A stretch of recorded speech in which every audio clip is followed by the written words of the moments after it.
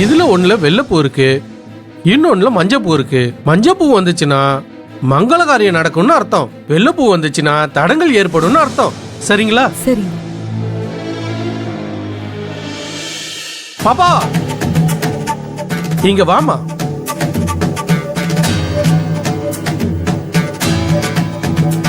ரெண்டுல ஒண்ணு எடுமா.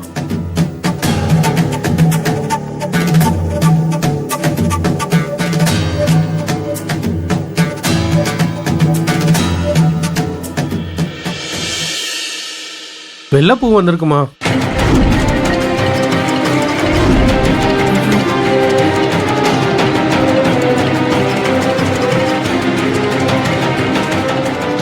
இதுக்காக எப்படி நடக்கணும்?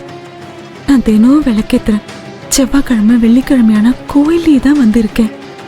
எல்லா விரதமும் நான் சரியா தானே பண்றேன். அப்படி இருந்தோம் எனக்கு மட்டும் ஏன் இப்படி நடக்கணும்? ரங்கநாயகி அம்மா 3 தடவை பூ போட்டு பார்த்து அதுல எந்த பூ அதிகமா வருதோ அதை எடுக்கிற வழக்கமும் இருக்கு. அப்படி வேணா பண்ணுவோமா?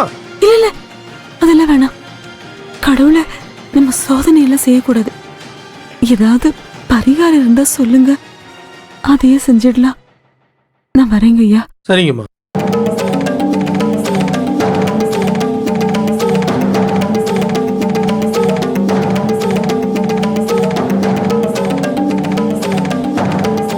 அம்மா கவலைப்படாத, கல்யாணத்தை யாராவது டிஸ்டர்ப் பண்ணாங்கன்னா தூக்கி உள்ள போட்டுறேன். நான் என்ன நினைச்சு கவலைப்படலடி, ரோகிணி நினைச்சுதான் கவலைப்படுறேன். இந்த விஷயம் மட்டும் அவளுக்கு தெரிஞ்சதுன்னா ரொம்ப உடைஞ்சு போயிடுவா. மா இந்த விஷயம் நம்ம 4 பேருக்கு மட்டும் தான் தெரியும், ரோகிணிக்கு தெரியாம பாத்துப்போம். அப்பா இந்த விஷயத்த யார்கிட்டயும் சொல்லாத. நான் சொல்ல மாட்டேன். அதுக்கு எனக்கு ஒரு 200 ரூபாய்க்கு ரீசார்ஜ் பண்ணணும்.